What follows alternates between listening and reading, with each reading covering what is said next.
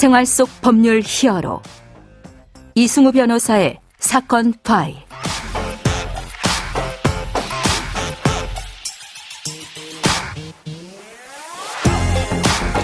안녕하세요. 이승우입니다. 각종 사건 사고에서 여러분을 구해드리겠습니다. 오늘 열어볼 사건 파일은 노인 학대 관련 사건입니다.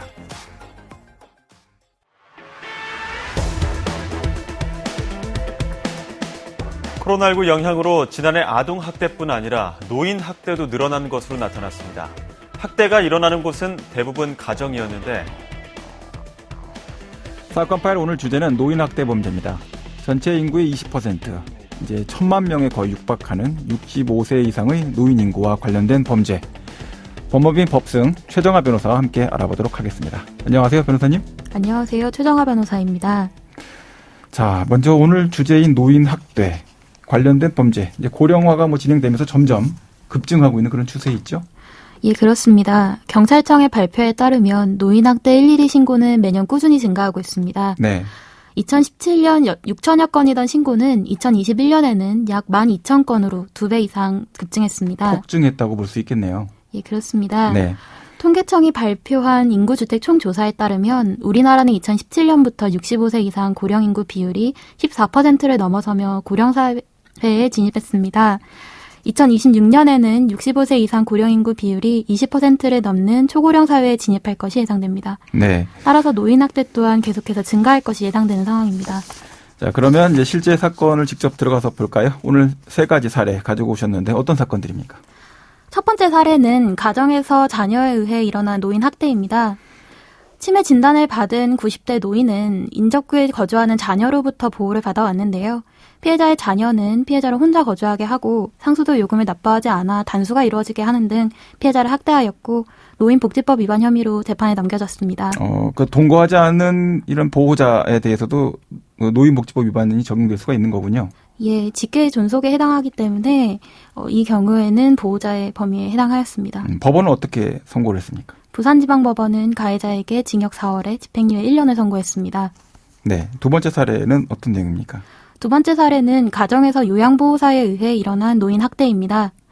파킨슨병으로 거동이 불편했던 피해자는 자택에서 요양보호사의 요양보호를 받았는데요. 요양보호사는 화장실에서 나오던 피해자를 부축하던 중에 피해자가 욕설을 했다는 이유로 밀쳐 넘어지게 하였고 네. 2-3시간 동안 방치하였으며 우리 둘밖에 없으니 넘어져서 돌아가셨다고 하고 나만 입 다물고 있으면 모른다라는 폭언을 하기도 했습니다. 네, 이 요양보호사에 대해서는 어떻게 처벌이 이루어졌습니까? 요양보호사는 노인복지법 위반 혐의로 재판에 넘겨졌고요. 네. 서울중앙지법은 가해자에게 징역 10월에 집행유예 2년을 선고했습니다. 자, 마지막 사례로 가볼까요? 마지막 사례는 요양원에서 요양보호사에 의해 일어난 노인 학대입니다. 네. 피해자는 치매를 앓고 있었던 90대 노인이었는데요. 요양보호사는 피해자를 강제로 잡아 끌어 의자에 앉히는 등의 방식으로 폭력을 행사했고 오랜 기간 결박 또는 격리시켜 놓는 방식으로 학대했습니다. 자, 이 사건 관련해서 결국 재판으로 넘어가게 됐죠? 예, 그렇습니다. 가해자는 노인 학대와 공동 감금 혐의로 재판에 넘겨졌는데요. 네. 재판부는 요양원의 시설 확충과 요양보호사 인력 증원 등 근본적인 문제를 해결하지 않은 채 열악한 근무 환경에 있는 요양보호사들에게 그 책임을 모두 부당하도록 하는 것은 부당하다며 징역 6개월에 집행유예 1년을 선고했습니다.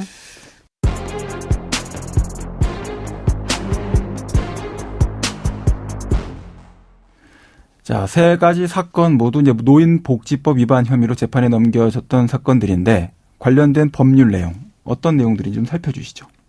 노인복지법은 노인 학대에 대해 정의하고 처벌 규정 또한 정하고 있는 법률입니다. 네. 노인복지법에서는 노인 학대, 금지되는 노인 학대 행위, 노인 학대 관련 범죄를 구분해서 정하고 있는데요. 그러니까 3가지 개념이군요. 노인 학대 행위, 노인 학대 관련 범죄. 이 3가지 개념이 구분되는 개념인 거죠? 예, 모두 구분되기 때문에 이것을 구분하여 이해하는 것이 중요합니다. 네네. 노인복지법은 노인 학대는 노인에 대해 신체적, 정신적, 정서적, 성적 폭력 및 경제적 착취 또는 가혹 행위를 하거나 유기 또는 방임을 하는 것을 의미한다고 정합니다. 예. 금지되는 노인 학대 행위는 이보다 좁은 개념입니다. 예. 노인 학대 중 노인복지법에 따라 처벌의 대상이 되는 행위는 노인복지법 제39조의 9에서 정하는 행위에 한정되는데요. 앞서 그 노인 학대라는 개념 중에서도 노인 학대 행위라는 별도의 개념으로 이제 제한해서 좁은 범위로 이제 정하고 있다 이런 말씀이시죠?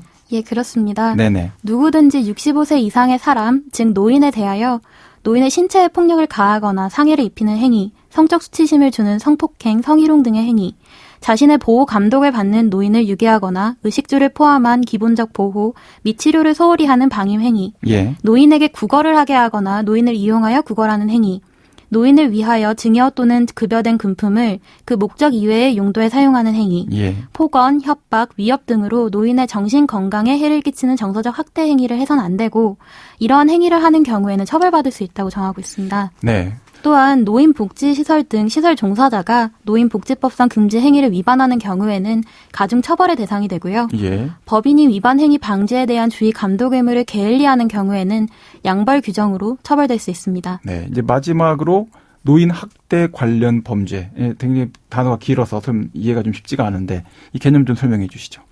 노인복지법은 노인 학대 관련 범죄를 보호자에 의한 65세 이상 노인에 대한 노인 학대로서 노인복지법 제1조에 2에서 정하는 죄라고 정합니다. 예. 이때 보호자라고 함은 부양 의무자 또는 업무나 고용 등의 관계로 사실상 노인을 보호하는 사람을 의미하는데요. 예. 부양 의무자라 함은 배우자와 직계 비속 및 그 배우자를 의미하고 이때 배우자에는 사실혼 관계의 배우자가 포함되게 됩니다. 예. 이 노인 학대 관련된 범죄와 금지되는 노인 학대 행위 이렇게 노인복지법이 구분하고 있는 그런 까닭은 도대체 뭡니까? 금지되는 노인 학대 행위보다 좁은 개념인 노인 예. 학대 관련 범죄에 대하여만 노인 관련 기관에 대한 취업 제한 명령이 선고될 수 있기 때문입니다. 아, 취업 제한 명령이라는 개념을 집어넣고 부수 처분으로 붙이기 위해서 해당 개념 구분이 필요했던 거군요. 예, 그렇습니다. 네. 노인복지법 제39조의 17 제1항은 법원은 노인 학대 관련 범죄로 형 또는 치료 감호를 선고하는 경우에는 판결로 그 형 또는 치료 감호 전부 또는 일부의 집행을 종료하거나 집행이 유예 면제된 날로부터 일정 기간 동안 노인 관련 기관을 운영하거나 노인 관련 기관의 취업 또는 사실상 노무를 제공할 수 없도록 하는 명령을 판결과 동시에 선고하여야 한다고 정하는데요. 의무적으로 선고하게끔 되어 있군요. 그렇습니다. 네. 그래서 예를 들어 보호자가 아닌 사람이 노인을 성희롱하는 경우 예. 금지되는 노인 학대에 해당하기 때문에 노인복지법에 따른 처벌의 대상이 되지만 노인 학대 관련 범죄에는 해당되지 않기 때문에 취업 제한 명령의 대상은 되지 않게 됩니다. 그렇게 되면 조금 약간 문제가 있지 않나요? 그 누구든지 노인 학대 행위를 하는 사람은 노인 관련된 취업 제한이 돼야 되는 것이 또 더 타당할 것 같긴 한데 이렇게 법 규정 자체가 약간 좀 틈이 있는 것 같은 그런 느낌을 줍니다. 변호사님 생각에는 어떠십니까? 해당 부분에 대하여 노인 학대 관련 범죄를 저지르는 사람에 대한 범위가 확대되어야 되지 않을까 생각됩니다. 네.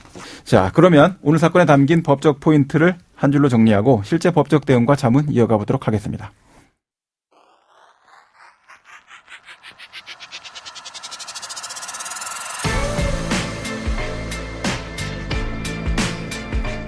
이럴 땐 법대로. 자, 아이는 하루가 다르게 더 발달하고 성장합니다. 그렇지만 노인은 하루하루 더 약해지고 건강이 나빠지죠. 그래서 앞으로 점점 나아지겠지라고 우리가 희망을 품기보다는 하루하루 더 나빠지지 않기만을 바라야 되는 그런 상황에 처하게 됩니다. 화가 날 수 있는 상황이 됩니다. 자, 내 아이를 제대로 사랑하기 위해서 아이의 발달에 대해서 우리가 배우고 공부하고 열심히 노력합니다. 내 부모님을 제대로 이해하기 위해서 사람의 노화에 대해서 배우고 또 공부하는 문화가 또 하나의 우리 사회의 문화적 트렌드로 자리 잡아야만 할 것 같습니다. 모든 학대 범죄는 이해 부족에서 오는 것 같습니다. 노인 학대와 관련된 범죄도 다르지 않은 것 같습니다.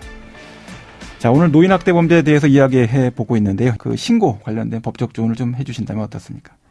지금까지 노인 학대의 대부분은 가정 내에서 발생해 왔습니다. 네. 그렇기 때문에 피해자가 친족을 수사기관에 차마 신고하지 못했던 경우가 많았는데요. 예.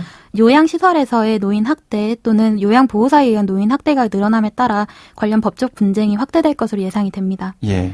그러나 노인 학대 행위가 모두 처벌의 대상이 되는 것이 아니고 취업 제한 명령의 대상이 되는 행위도 제한적이기 때문에 노인 학대로 문제되는 경우에는 변호사의 조력을 받아 본인의 행위가 어느 범죄에 해당하는지 정확하게 소명하는 것이 필요하겠습니다. 지금까지 최정아 변호사와 함께했습니다. 오늘 말씀 고맙습니다. 예, 감사합니다. 생활 속 법률 히어로 이승우 변호사였습니다. 내일도 사건에서 여러분들을 구해드릴 사건 파일 함께 열겠습니다.